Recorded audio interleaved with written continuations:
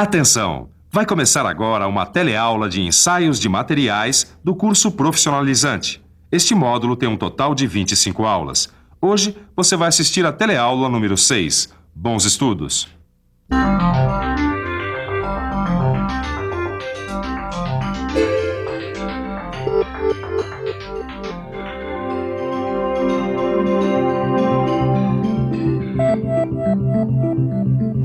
Hoje a gente vai falar sobre ensaio de compressão, não é, Silva? É isso aí, Caio. Ensaio de compressão é muito importante para os materiais que servem para a fabricação de fundações que servem de base para martelamento, suportes, bases de máquinas, etc.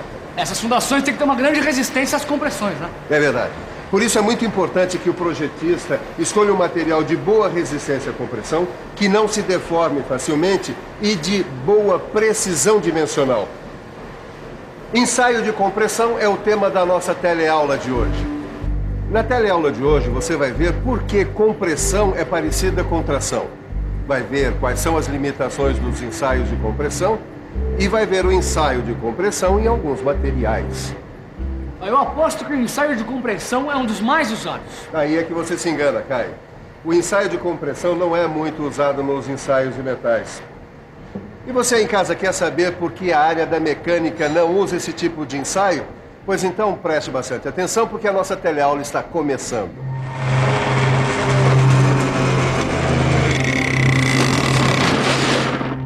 E aí? Olha, o rendimento do motor tá muito bom, viu, Ed? Mas eu tô sentindo uma vibração estranha aqui no eixo da roda. Bom, então é melhor a gente parar por hoje e ver o que tá acontecendo, né? Ah, não, vamos dar só mais umas voltinhas. Que é isso, Neuza? Com segurança não se brinca, hein? É, Neuza, aparentemente tá tudo correto com o eixo, né? Mas a gente nunca sabe como é que tá o material. Edgar, mas a gente submeteu essa peça a um monte de ensaios. Mas a gente não submeteu a um que se chama ensaio de compressão, né? Ensaio de compressão? Poxa, mas será que precisa? Bom, eu não sei, viu, Neuza? Mas ele é muito utilizado em ferro fundido, pedra, madeira, concreto. Em produtos acabados, como as molas, os tubos. E é considerado também o inverso do ensaio de tração. Nos ensaios de compressão, os corpos de prova são submetidos a uma força axial para dentro, distribuída de modo uniforme em toda a seção transversal do corpo de prova. Para entender isso, a gente tem que ficar de olho.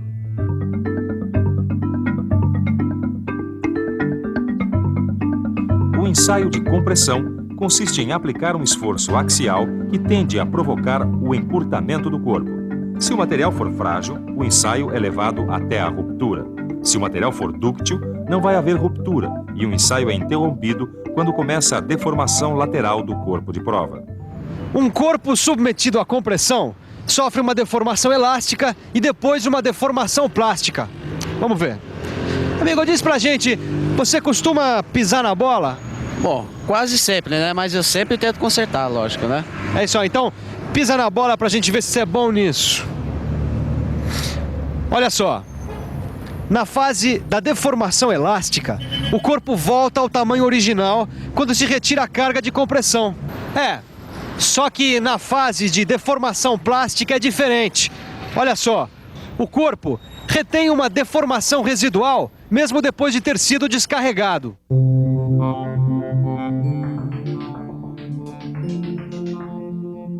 Aqui, a gente vê a representação esquemática de um corpo de prova antes de receber a carga de compressão, durante a ação da carga com deformação elástica e após a retirada da carga, voltando ao estado original.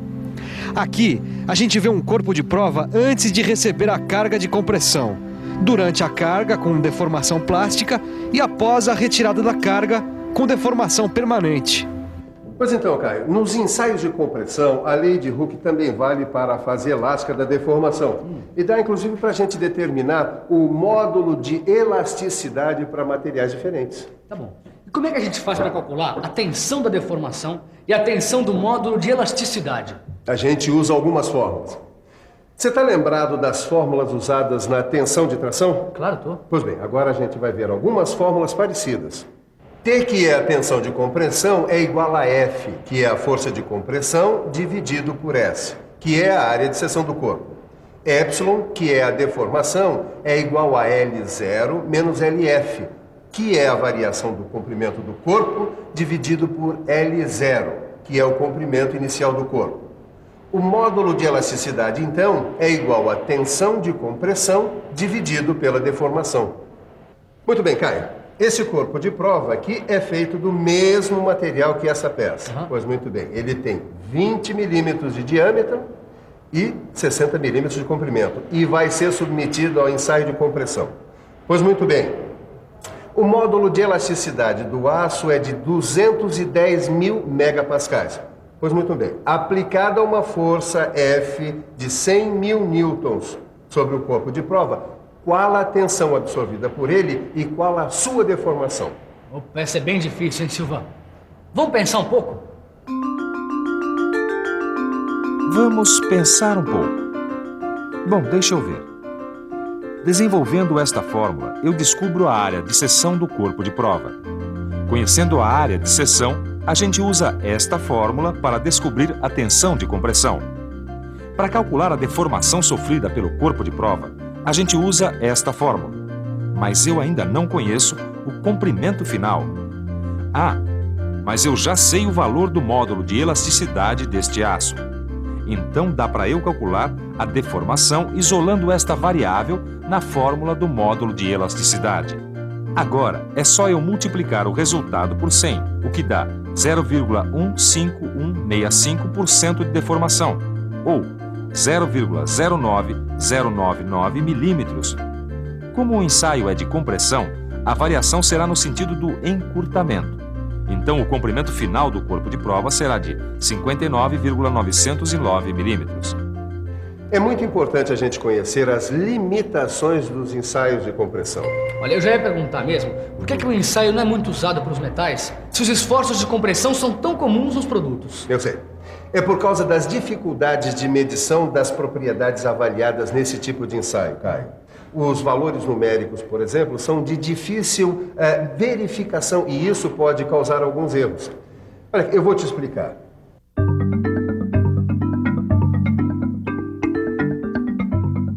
Um outro problema que sempre acontece nesse ensaio é o atrito entre o corpo de prova e as placas da máquina de ensaio. A deformação lateral do corpo de prova é barrada pelo atrito entre o corpo de prova e a base da máquina. Para diminuir um pouco esse problema, a gente tem que revestir as faces superior e inferior do corpo de prova com materiais lubrificantes, como a parafina, teflon ou graxa. Agora, Caio, um outro problema que pode surgir durante o ensaio de compressão... É a flambagem. Esse problema eu li no meu livro de estudos. Muito bem. A flambagem é o encurvamento do corpo de prova. Esse problema acontece por causa da instabilidade na compressão do metal dúctil. Dependendo do tipo de material que vai ser ensaiado, os técnicos usam de alguns artifícios para evitar esse problema. Pois é, na prática, Caio, você vai ver que a flambagem acontece principalmente em corpos de prova que têm maior comprimento em relação ao seu diâmetro, como esse daqui. Agora, dependendo do grau de ductilidade do material, é necessário limitar o comprimento dos corpos de prova de 3 a 8 vezes o valor do seu diâmetro. Neste corpo de prova aqui, a relação é de 1 por 1, por causa da ductilidade do material dele.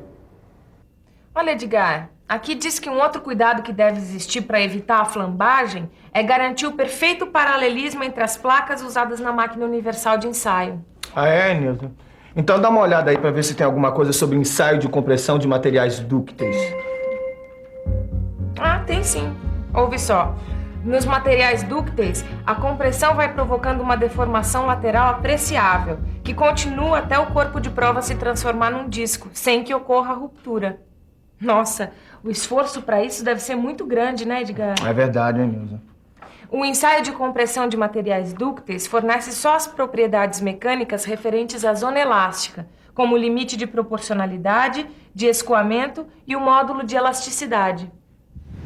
Companheiro, por favor, entorta esse garfo aqui pra gente. Muito bem. Agora, entorta esse garfo de japonês aqui. Você sabe dizer por que esse garfo quebrou e esse daqui não? Porque esse é de aço e esse é de madeira. Muito bem, obrigado. É isso mesmo que você está pensando. Nesse material aqui, A fase elástica é muito pequena. Bom, agora vamos falar de ensaio de compressão em materiais frágeis. A única propriedade mecânica avaliada nos ensaios de compressão de materiais frágeis é o seu limite de resistência à compressão. Muito bem, Caio, vamos refrescar a memória e vamos lembrar uma fórmula matemática para o cálculo do limite da resistência. Vamos lá. Tá? Limite de resistência à compressão é igual a carga de ruptura do corpo dividido pela área de seção. Quer dizer, então, que para descobrir o limite de resistência à compressão de um material que tenha 400 milímetros quadrados de área da seção transversal e que tenha rompido com uma carga de 760 kilonewtons, eu vou usar essa fórmula aqui? É isso aí, Caio. E se você usar esses valores na fórmula, vai ver que esse limite de resistência à compressão que o Caio falou é de 1.900 megapascais. Agora, se não for possível realizar o ensaio de compressão, a gente considera que esse limite de resistência à compressão é cerca de 8 vezes o de resistência à tração. Tá bom, e acabou? Não. Nós vamos ver agora o ensaio de compressão de produtos acabados. Caio, existem 2 tipos de ensaio de compressão em produtos acabados. O primeiro é o ensaio de achatamento de tubos e o segundo, o ensaio em molas.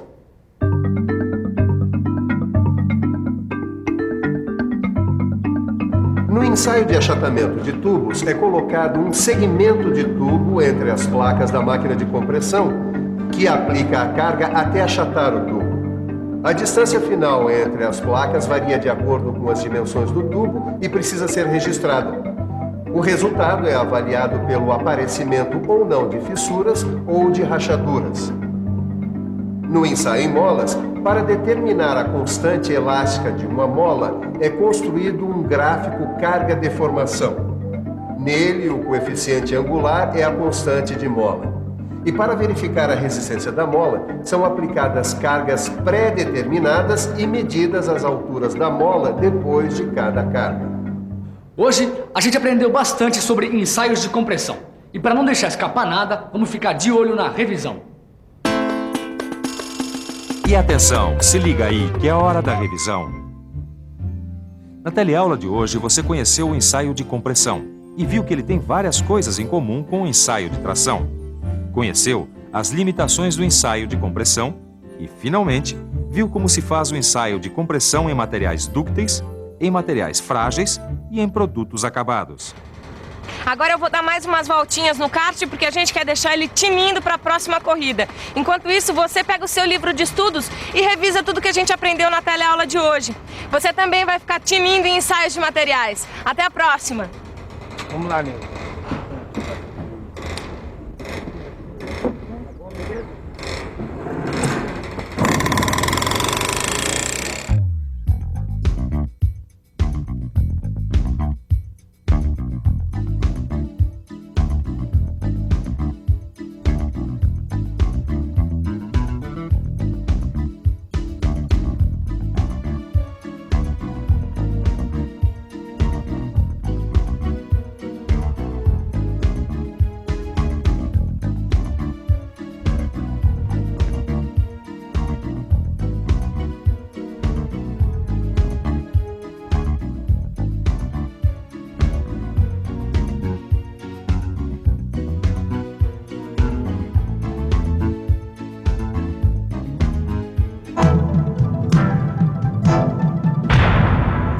Telecurso 2000, um programa de educação do Sistema Fiesp e da Fundação Roberto Marinho.